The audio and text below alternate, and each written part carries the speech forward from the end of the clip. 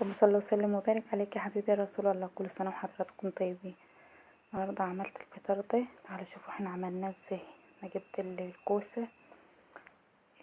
دي كوسة بس بسم الله ما شاء الله، يعني هي كبيرة. انا ما بصراحة هو ده اللي كان موجود في السوق.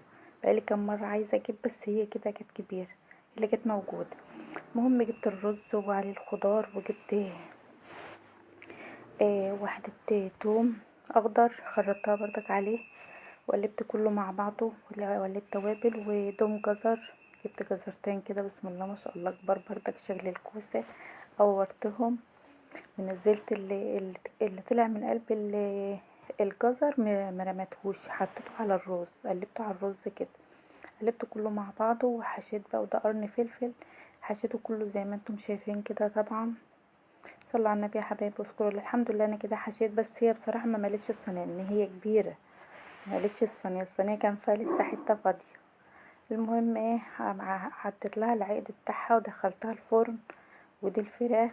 وكده بقى هنرص الفطار، ده خضار وكل حاجه ما شاء الله.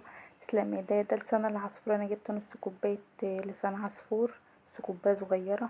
حمرتها كويس وبنزل عليها بشوربه سخنه، وبطفي عليها البوتاجاز واسيبها بقى لغايه ما هي تستوي براحتها، مش على البوتاجاز برد